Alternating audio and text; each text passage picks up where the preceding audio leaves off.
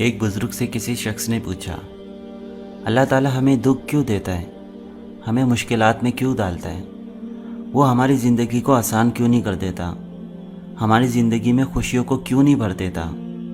تو بزرگ نے مسکرا کر بڑا ہی پیارا جواب دیا اور فرمانے لگے، دکھ اور درد اللہ تعالیٰ کی نعمتوں میں سے ایک عظیم نعمت ہے۔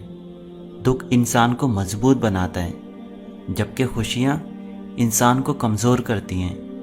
اللہ تعالیٰ جس انسان کو عظیم مقام دینا چاہتا ہے، اسے تکلیف، دکھ اور درد کی راہ پر چلاتا ہے، تاکہ وہ مضبوط بن کے اتنا سیکھ لے کہ اپنی منزل تک پہنچ جائے۔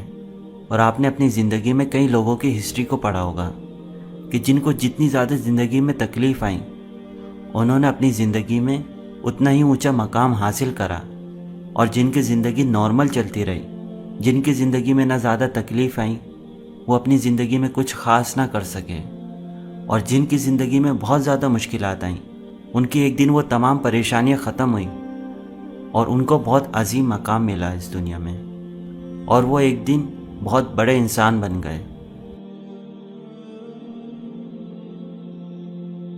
اگر کوئی چیز تقدیر میں نہیں لکھی تو پھر بھی دعا ضرور کرنی چاہیے، کیونکہ تقدیر کے سامنے ہم بے بس ہیں، لیکن تقدیر لکھنے والا تو بے بس نہیں۔ کچھ لوگوں کے پاس کچھ بھی نہیں ہوتا، لیکن پھر بھی وہ مسکرا رہے ہوتے ہیں۔ جانتے ہیں ایسا کیوں ہوتا ہے؟ کیونکہ وہ اللہ سے اچھے کی امید رکھتے ہیں، اور بے شک وہ سب کچھ عطا کرنے والا ہے۔ انسان مایوس اور پریشان اس وقت ہوتا ہے جب وہ اپنے رب کو چھوڑ کر لوگوں کو راضی کرنے میں لگ جاتا ہے۔ اگر انسان اپنی انگلیوں کا استعمال اپنی ہی غلطیوں پر کرے تو دوسروں پر انگلی اٹھانے کا وقت ہی نہ ملے۔ حق بات کہنے اور سننے سے مت ڈرو، کیونکہ نہ کوئی تمہیں موت دے سکتا ہے اور نہ ہی کوئی تمہارا رزق چھین سکتا ہے۔ اگر گھر میں 3 وقت کا کھانا بن رہا ہے، مہمان بھوکا نہیں جا رہا، ضرورت مند کی مدد ہو رہی ہے اور اولاد کو تعلیم مل رہی ہے، تو آپ امیر ترین انسان ہیں۔ ماں باپ سے آپ کا سلوک ایسی کہانی ہے جو لکھتے آپ ہیں، لیکن آپ کی اولاد اس کو پڑھ کر سناتی ہے۔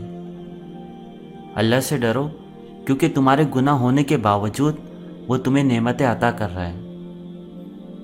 زمانے کا شکوہ مت کرو، بلکہ خود کو بدل لو، کیونکہ پاؤں کو گندگی سے بچانے کا طریقہ جوتا پہننا ہے، قالین بچھانا نہیں ہے۔ حضرت شیخ سعدی رحمۃ اللہ علیہ فرماتے ہیں، میں رب سے ڈرتا ہوں، اور رب کے بعد اس شخص سے ڈرتا ہوں جو رب سے نہیں ڈرتا۔ جہاں عزت، سچائی اور خلوص نظر آئے، وہاں دوستی کا ہاتھ بڑھاؤ، ورنہ تمہاری تنہائی تمہاری بہترین دوست ہے۔